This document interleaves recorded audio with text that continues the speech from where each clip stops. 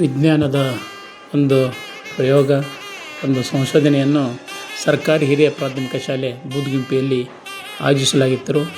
ಅದರ ಒಂದು model temperature based speed control ಘಟಕ.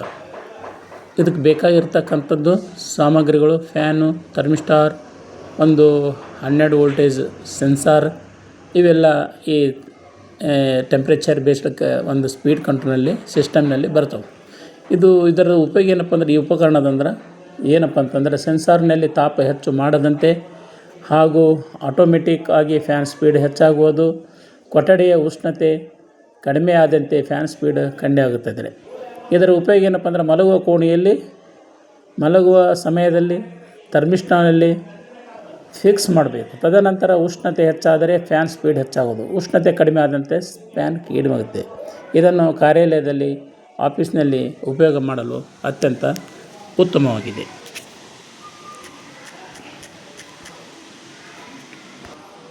ವಿಜ್ಞಾನದ ಆವಿಷ್ಕಾರ ಯೋಜನೆಯಲ್ಲಿ ಸಂಶೋಧನೆ ಮಾಡಿರ್ತಕ್ಕಂಥದ್ದು ಇನ್ಸ್ಪೈರ್ಡ್ ಅವಾರ್ಡಿನಲ್ಲಿ 100 mobile based street light control system.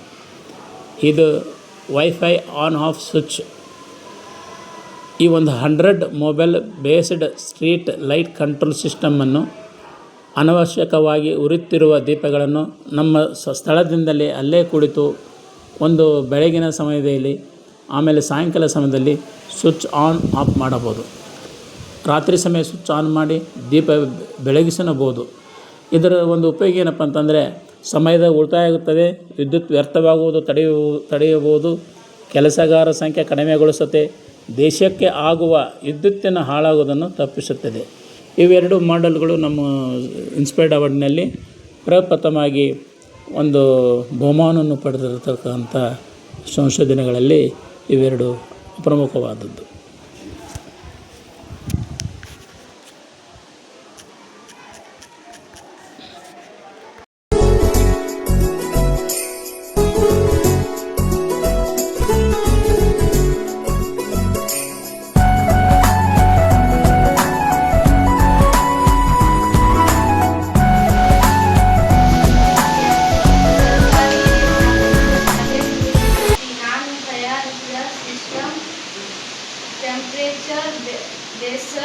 Temperature based speed control system. ಇದಕ್ಕೆ ಬೇಕಾದ ಉಪಕರಣಗಳು ಫ್ಯಾನ್, ಥರ್ಮಿಸ್ಟಾರ್, 12 ವೋಲ್ಟ್ ಬ್ಯಾಟರಿ, ಸೆನ್ಸರ್. ಥರ್ಮಿಸ್ಟಾರ್ ಕೊಠಡಿಯ ಉಷ್ಣತೆಯನ್ನು ಫಿಕ್ಸ್ ಮಾಡಬೇಕು. ನಂತರ ಚಿತ್ರದಲ್ಲಿ ತೋರಿಸಿದಂತೆ ಮೇಲಿನ ಉಪಕರಣಗಳನ್ನು ಜೋಡಿಸಬೇಕು. ನಂತರ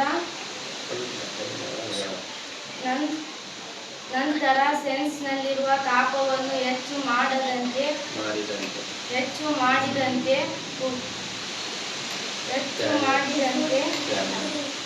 ಫ್ಯಾನ್ ಸ್ಪೀಡ್ ಆಗುತ್ತದೆ.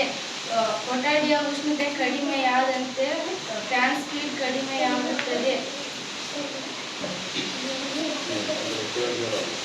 ಉಪಯೋಗ: ಮಲಗುವ ಕೋಣೆಯ ಬೇಸಿಗೆಯಲ್ಲಿ ಮಲಗುವ ಸಮಯದ ಉಷ್ಣತೆಯನ್ನು ಹೆಚ್ಚು ಮಾಡಿದಾಗ ಫ್ಯಾನ್ ಸ್ಪೀಡ್ ಹೆಚ್ಚಾಗುತ್ತದೆ. ಕೊಠಡಿಯ ಉಷ್ಣತೆ ಕಡಿಮೆಯಾದಾಗ ಫ್ಯಾನ್ ಸ್ಪೀಡ್ ಕೂಡ ಕಡಿಮೆಯಾಗುತ್ತದೆ. ಆಫೀಸ್ಗಳಲ್ಲೂ ಇದನ್ನು ಬಳಸಬಹುದು.